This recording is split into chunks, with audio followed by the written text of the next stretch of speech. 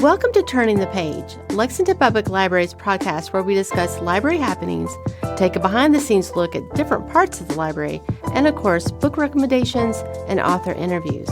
I'm your host, Jennifer. Thank you for tuning in and enjoy.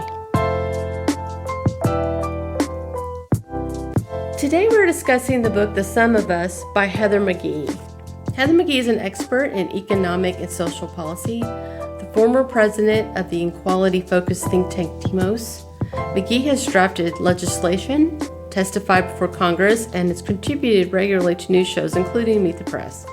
She now chairs the board of Color of Change, the nation's largest online racial justice organization. McGhee holds a BA in American Studies from Yale University and a JD from the University of California, Berkeley School of Law. Joining me are some of my fellow library staff members. I'm Brenna Pye. I'm Juniper Myers. I'm Heather Pritchard.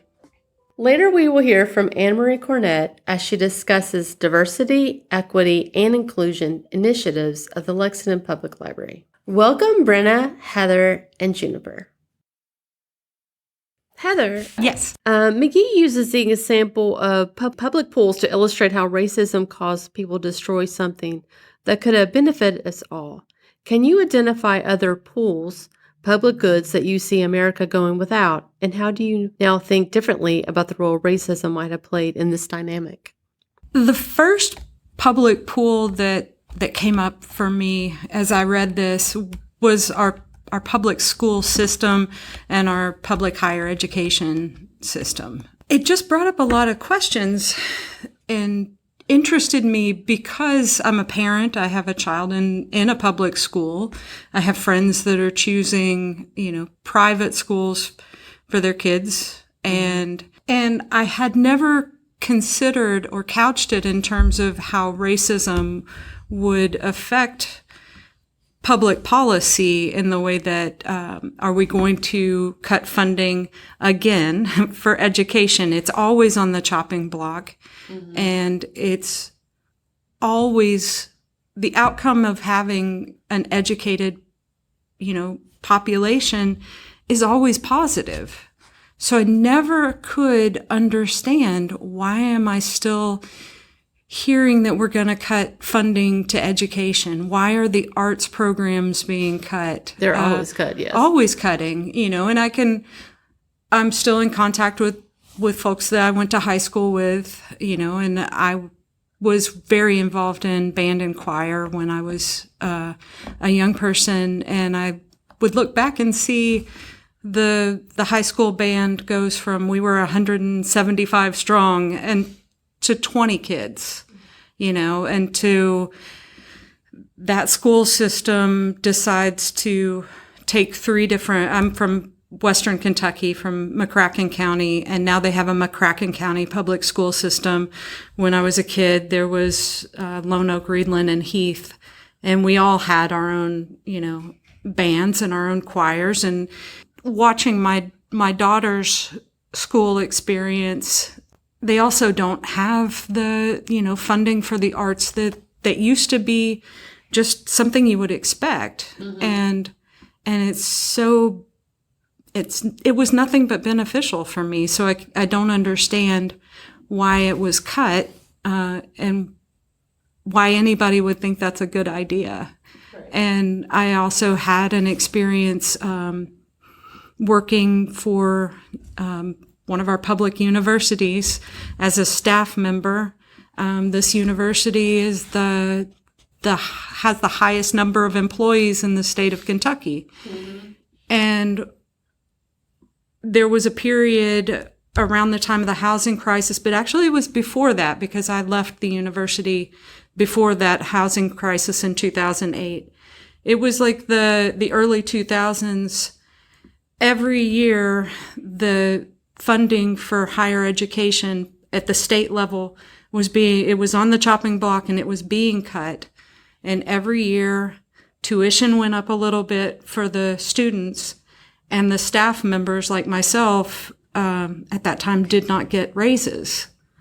And the going without raises at that university went for a decade or so. without an increase.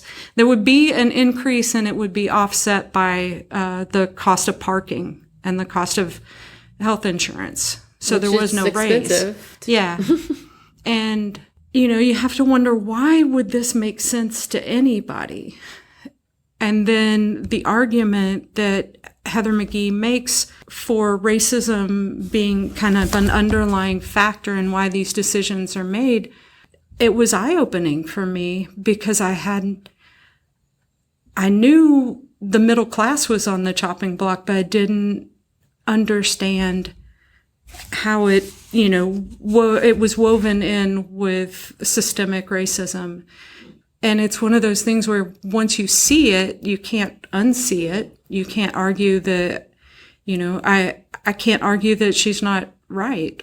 And, I found there are so many questions that come up to me as to how does this happen? How do you end up with a voting population that will hire the politicians who make these decisions and tell you that they're going to make this decision. Right. And yet it happens. So then I have to look at, and I'm sorry if I'm not staying on a direct, question about this the public pool that I'm talking about, but I think it's it has its tentacles in everything. Yes. Because I found myself while reading this book, and not just this book, but the podcast 1619 came out a couple of years ago, and I had to acknowledge, as a person, I think I'm pretty well educated, but I had to acknowledge that I did not know or appreciate that slavery in this new colony began before the Mayflower landed.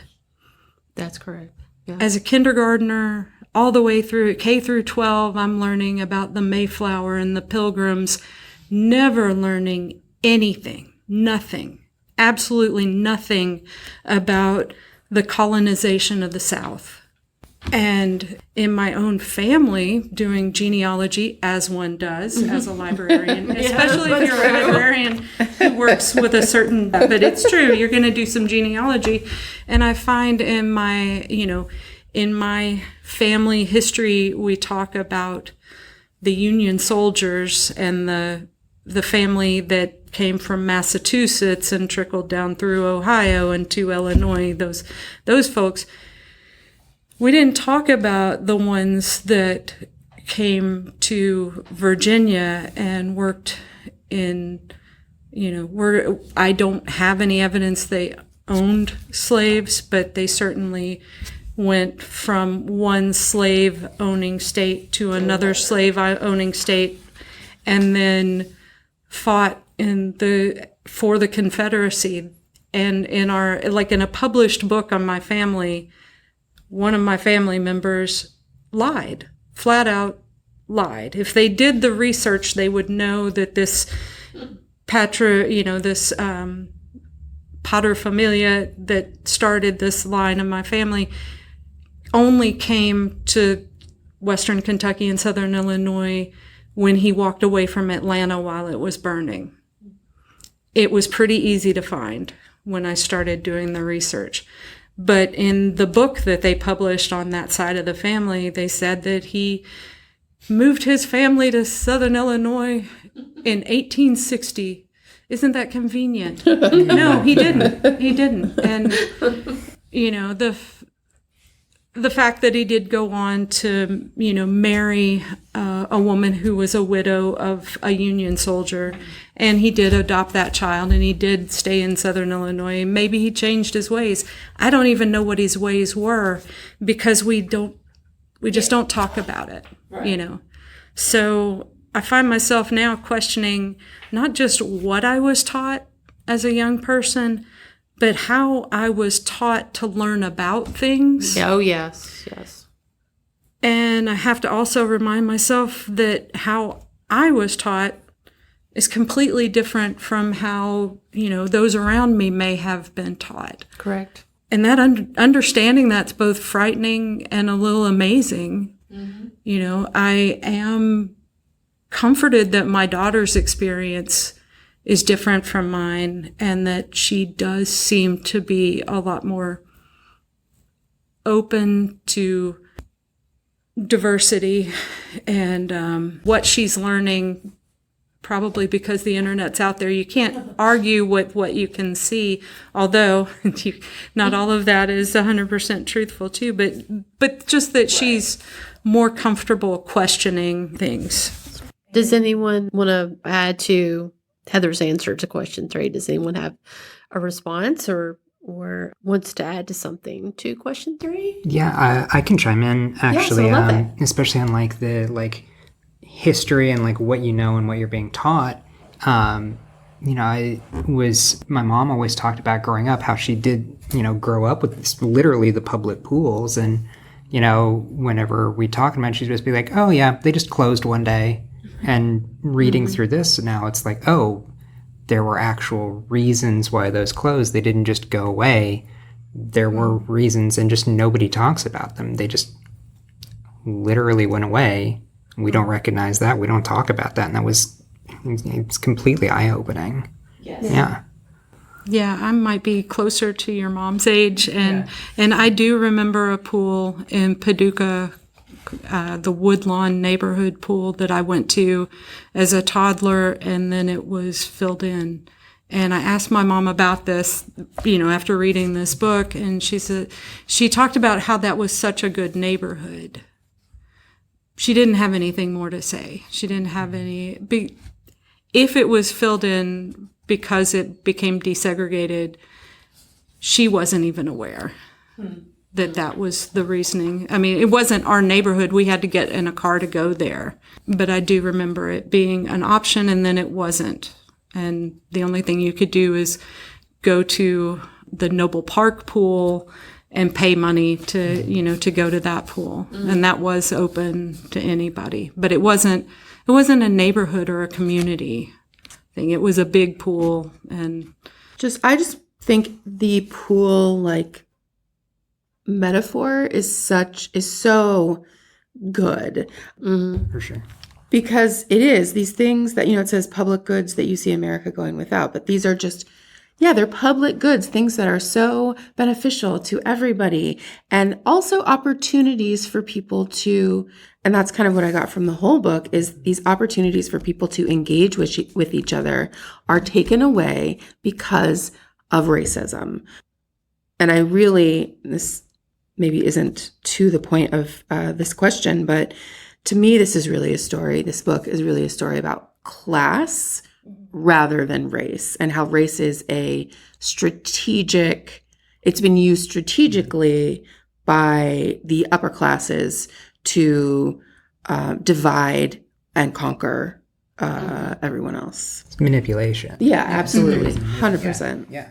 And people not being able, not knowing why they closed. Well, yeah. Why? I mean, if someone did, in these neighborhoods that are primarily white, if they had known, if the community had known why these pools were suddenly unavailable, what would have been, that's my question. What would have been the backlash? Would there have been a backlash? Right. Would people be more clued into the idea that, this was something good for the entire community? Why, just these opportunities to organize are taken away from us. Right.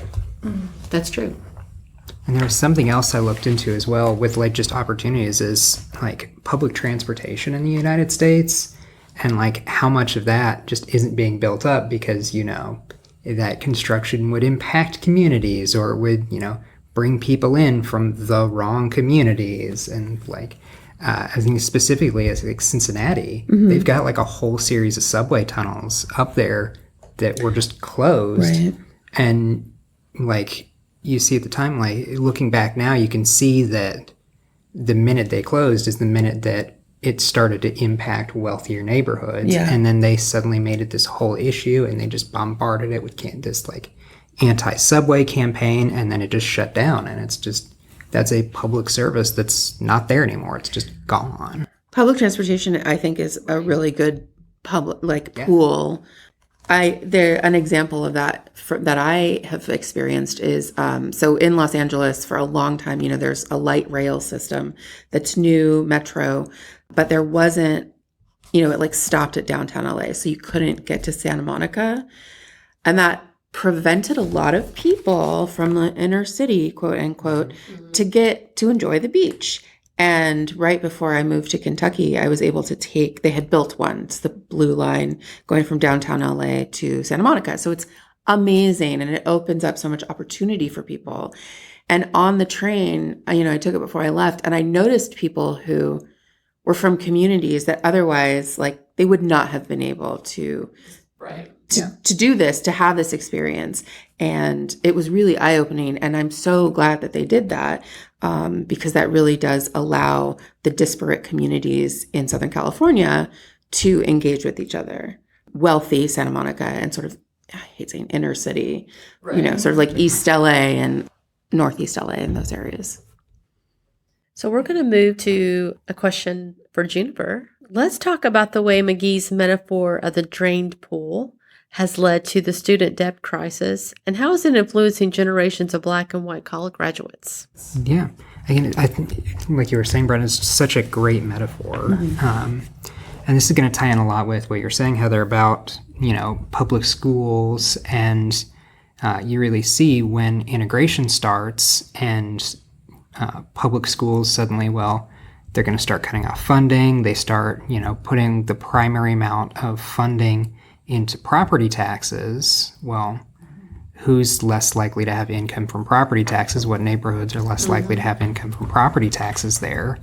So just right from that, you get an immediate, drop in quality of schools that are primarily minorities, primarily Black. And, those are so hard to overcome if you've got students coming out with completely different outcomes because their schools just they're not even in the same class because of these treatments. And then you've got those same people competing for colleges. It's just, but then there are so many things that Mcgee was talking about, like the GI Bill and all of the people after World War II that, theoretically, that could have been a great benefit that, people could have taken that and used that to get that leg up. But the only people that were getting that leg up were white.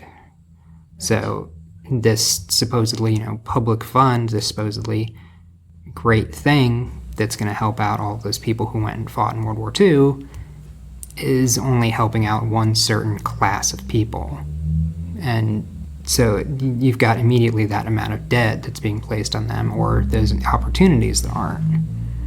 And then she also was talking about like how with, integration and the fight against like public schools and failing education funding, like how funding for those things, like how grants are turning into loans, which isn't really any kind of like, so it's not really helping it's not, too much. It's not really helping. It's just a loan. You still have to pay it back. You still have to pay, 10, 15, 30% on top of what you're taking out. And if that's suddenly the default, and if that's what, everybody has to get, then you're saddled with that much more debt. And then people whose parents were able to benefit from the GI Bill, from the better public schools, are coming in with higher generational wealth, and then they're able to put that towards that debt so then their kids can have better outcomes as well. And if you're coming into this with none of that, well, you're on the losing end. Yeah, exactly. Yeah. I guess the other thing about this question I always think about is the idea of what we can do about student loans, but also the point of that how much money you have to pay for school, when you graduate, how good is your degree, and you going to try to get a job. And then now it's this flooded market of people all trying to get jobs, and the pay for those particular jobs are low. And then you have all this that you have to pay in loans, and then you've got your education, and how are you going to pay for these loans when you're only making this much money? I mean, this idea is really hard too when you think about cost of living and items like that. So yeah, and that affects everyone, but it also affects the people more that are already behind what we're discussing. So yeah. And then you also see with like people graduating, especially right now, like we had the recession, we've had the pandemic and all that. And, the people who are getting hit hardest by that are people who are already poor, who are already having problems.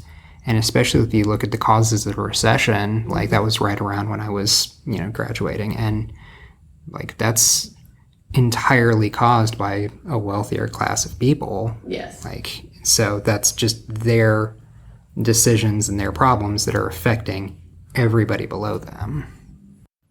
And I have to say, so 2008 was when you... I was in school then. Oh, so yeah. So like around 2008, during the Great Recession, so many quotes, is when I graduated college. And yeah, I could not find a job. I'm a public historian, so no jobs, no museum jobs. Yeah, there's no job, so you have to get sort of a low-paying job to pay back. But then, okay, well, there's no job, so I might as well go to grad school so I can get a better... Now I'm hundreds of thousands of dollars in debt. But I was thinking when you were talking, this idea, there's when Biden, to win the presidency, he said, I'll get rid of student loans. And there's this contingent of people who are like, no, don't do that because I paid mine off and other people should have to. And that is a zero-sum idea. Like, That is very true. Yeah. And it's, I don't know if it's necessarily race-based, even though when people say it, brown people and black people are the people with the highest sort of levels of debt.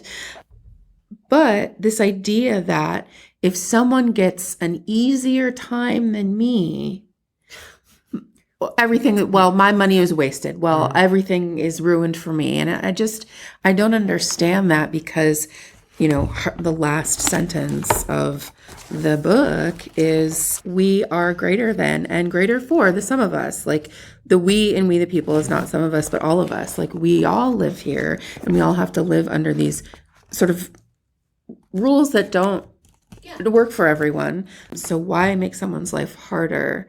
Why want someone's life to be more difficult than yours if it doesn't have to be? And I just really feel that's that zero-sum thing. Mm-hmm. It's incredible that you would think that someone would literally say that. Like, okay, really? I'm so glad you brought that up too, because It's a really good point. Yeah, and the author Mcgee brings that point up in the book also. That and I don't recall exactly where. It's not something that I marked, but this idea of zero sum, that people of color and their family units and their social structures they don't feel that way. Mm-hmm. But this unfortunately white we are taught this. Mm-hmm. Yeah. And I even in some of my notes that I took, I was questioning what is a happy, successful life? What is that? And am I happy? Does my happiness require me to use or abuse or oppress someone else? Mm.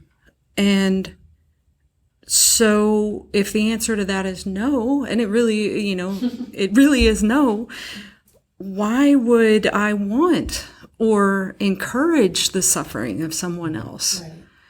And I think on some level, because of my experience, I can't really know what it's like to not have this privilege of being white, because that's how I grew up. But how do I increase my empathy and understand that I have a blind spot, a really big blind spot? And this book really challenged me on some levels. I'll admit I grew up in a very working class family, just one generation away from the farm. And then my mom was widowed when I was really young. So I was raised in a single parent household.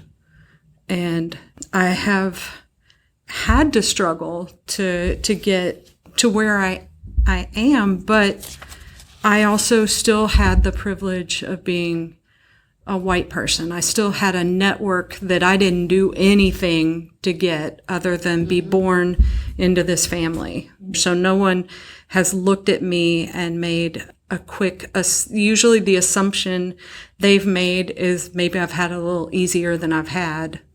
but that hasn't been detrimental to me. But I wouldn't trade my experience, because I do think it allows me to be more easily empathetic.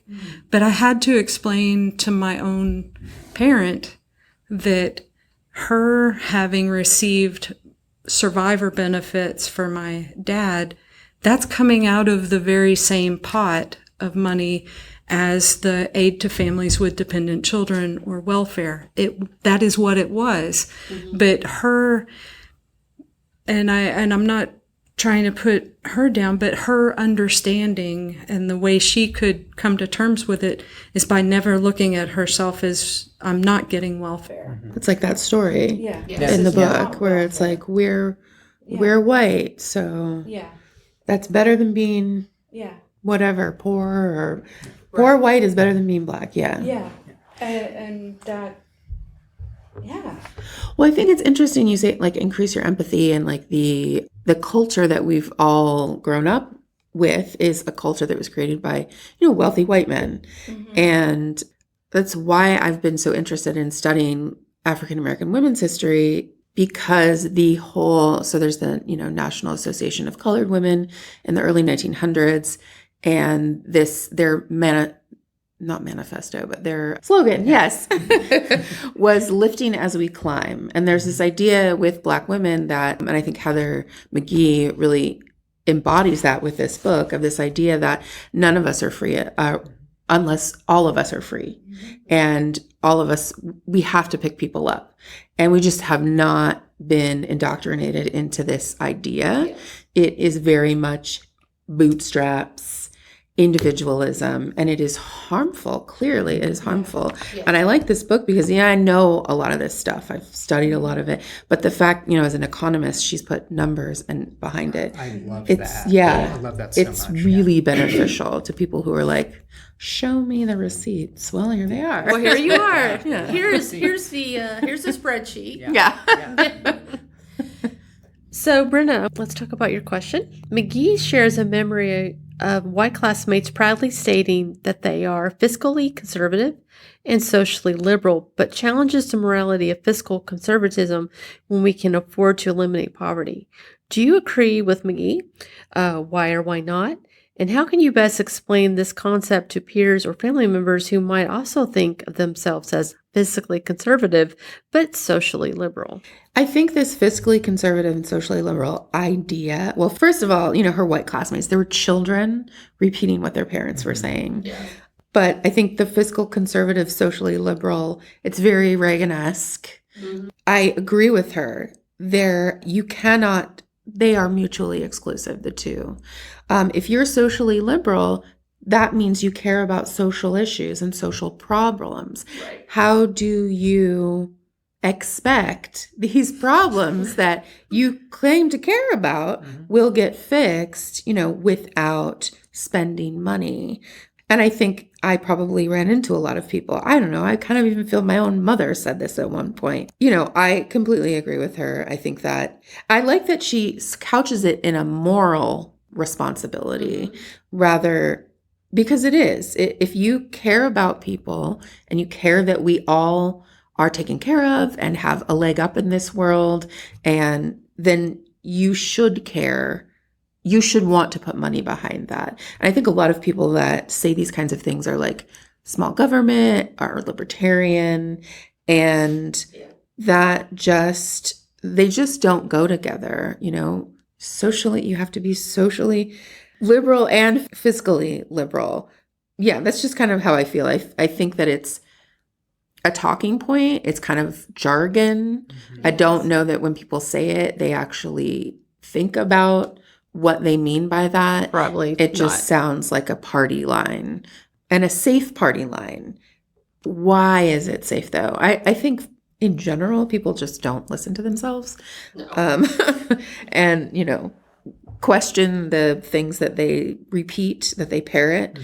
Yeah, and if I had family members who said things like, I'm fiscally conservative, I do have family members who've said that. Mm-hmm. Yeah, now I would say that doesn't make any sense. I need you to think more. let's think about these words that you're I saying. think you to think more about what you're saying and just explain, like, these things have to be paid for by somebody. Right. But then that is a way sort of to get into, there's a 1%, 0.001% of people in this country who have way more money than the rest of us. Well. Yeah. So maybe we could tap into that to pay for these, policies, these social policies that you're so liberal about. But I think I think there's a lot of fear around that. Well, I think anytime you start bringing up money, money creates a lot of issues. So there is that. Well, and then you take okay, if you're supposedly, fiscally conservative, socially liberal, okay, well, how are you balancing that when you're voting and picking people? Okay, it's great to say that, you're supporting pride or you're pro gay marriage or whatever. But then if you're voting for somebody who's completely and totally against that because, their tax benefits benefit you or you've been told benefit you more, then you're not really socially liberal then. Right. Yeah, you're putting that as lower than this supposed fiscal benefit. Absolutely. Yeah. I think a lot of wealthy people who voted for him, they don't like him. His entire life, that we've known him, he's been a con man and untrustworthy. But I think that his fiscal policies, they'll say, oh, well, I'm for entitlements, even though I hate that term, is for welfare, social benefits. I'm for that, and that's all great. But, his policies make me more money. So, exactly. You either care about people or you care about yourself. And then right. You got to sort of pick one here. Yeah. As you were giving that example of fiscally conservative and socially liberal, I was just envisioning and hearing someone, may have been a family member, I'm not saying something like, well, the judgment on someone who's lower income, well, they've got a fancy cell phone or they've got fancy shoes. And it's, why are you satisfied that that our brothers and sisters, they have to be poor enough for that to be accepted? They have to be able to have a roof over their head and some clothes and some food. But other than that, anything else that would make their life livable by your standards of living, they can't have that because that's fancy. And the shame and there's shame and guilt and fear tied up with all of that if the poorest among us is a little bit closer to looking like me, I guess, is one side of it. And if you're wealthy, I don't even know. Why that's a satisfactory answer. And that even goes to unhoused people, they're going to use the money I gave them to buy alcohol or drugs. So they're already on the street. Yeah. Okay, they have to be completely sober and completely miserable. Oh, so you're right. They can't have any joy. Right. They can't have any joy. They can't have a cell phone. Everybody needs a cell phone. They can't, the people on welfare, they can't have nice shoes. It's, and that's again, the public pool. Yeah, that's the public pool you want to close. It's a line that can't be crossed. So the whole example that people like to throw around about, the person on food stamps buying lobster thing. Well, who cares what they're spending? You're right. Well, that doesn't the lobster fisherman would appreciate that. Yeah, that doesn't impact you in any way. And then a cell phone, you need to have a cell phone. Right. If anybody's going to pull themselves out of a situation, you have to have a cell phone. I mean, are you aware that most jobs you apply for now, you have to have access to the internet? Mm-hmm. Yeah. How are they going to contact you if you don't have a cell phone? If they're saying those things and they don't understand that, then they are wildly out of touch. Yeah. But some people are out of touch. So, well, I want to thank you guys so much for our discussion. I think we had a great one. I think we got a lot of great answers out of these questions, and I hope that it was fun for you guys too. Thank you guys so much. Thank you. Thank you. Bye. Hi, everyone. I'm Erin, the producer for Turning the Page. Welcome to our segment called Behind the Scenes. Each month, I'll take a step out from behind the scenes to introduce you to someone else at the library whose work is also typically out of the public eye. This month, to tie in with our discussion of The Sum of Us by Heather McGhee, I'm interviewing AnnaMarie Cornett, the Chief of Staff at Lexington Public Library, about the library's initiatives in diversity, equity, and inclusion. Hi, AnnaMarie. Thank you for being with us today. Hi, Erin. Thanks. Glad to be here. Awesome. So tell us about the library's DEI, which is Diversity, Equity, and Inclusion initiatives. Absolutely. So this project started for us back in 2019, and it started with a survey of all staff just to kind of gauge the DEI climate at the library. Mm-hmm. And we found that through the survey, there were 3 groups of individuals who were afforded or felt that they were afforded less opportunities than other staff members. And those were people with disabilities, people of color, and caregivers, both those who were caring for a parent, a spouse, or a child. And this was all coordinated through Decide Diversity, which is Demetria Miles McDonald, her company out of Louisville. So she facilitated the survey, and it was conducted online, and there were one-on-one interviews, and it was a really comprehensive survey. So we got really incredible data on where we really needed to improve DEI at the library. We approached it from the perspective that we need to work on ourselves if we're going to help improve our community. So we really started from the inside. Through that information, we formed the DEI task force, which was representative of staff members from across the system, different job functions, different races, different gender identities, all kinds of different levels of diversity. And we identified 4 areas to really focus our efforts, and specifically around the 3 groups that were identified as being inequitably treated. So our 4 areas of focus were to create an inclusive library culture, and that was very much focused on internal programs. Cultivating inclusive partnerships, which was really just going out into the community, making sure that we're really approaching things from an asset-based model, what is working well in communities that we're serving, hiring a diverse workforce, and developing diverse services, and created a vision statement for the library, which was adopted and approved by the board. And there's all kinds of things that are now kind of being discussed and in the works and in our areas of focus for the coming year. So things like, how are we meeting the needs of non-neurotypical customers? Mm-hmm. Are we providing enough books with diverse authors and diverse stories? And how are we training staff to make sure that they're pulling those materials and identifying those materials? So there's a lot going on. It's super exciting to be part of it and to just see these changes coming about. Great. Now that we've done all of that groundwork, what does DEI look like going forward for us? DEI is our life's work. This is not something that ends. You know, it's one thing today, it's going to be something different tomorrow, and it's going to be something different 10 years from now. So during the pandemic, the George Floyd murder, the Breonna Taylor murder, all of those things really kind of solidified our commitment to anti-racism. And we've built that into the plan as well, and really just called out what racist policies do we have. And so there's always going to be more areas that we can improve upon, and we don't know what all of those will be. So I think we're really going to be looking at racism. I think we're going to be looking at gender and gender identity. But we'll see. We'll see how it all evolves over time. What changes have we already made that you're particularly excited about? I think that one of the biggest changes that we made that had the most impact was our changing in the education requirements for positions. We know that the ability to even go to college or graduate from high school is a position of privilege. And to be able to go to library school and get your master's degree is privilege. And over 80% of librarians are white women. We have to remove those boundaries if we are going to diversify our workforce. Absolutely. It is so important that our community see themselves represented when they walk in our doors.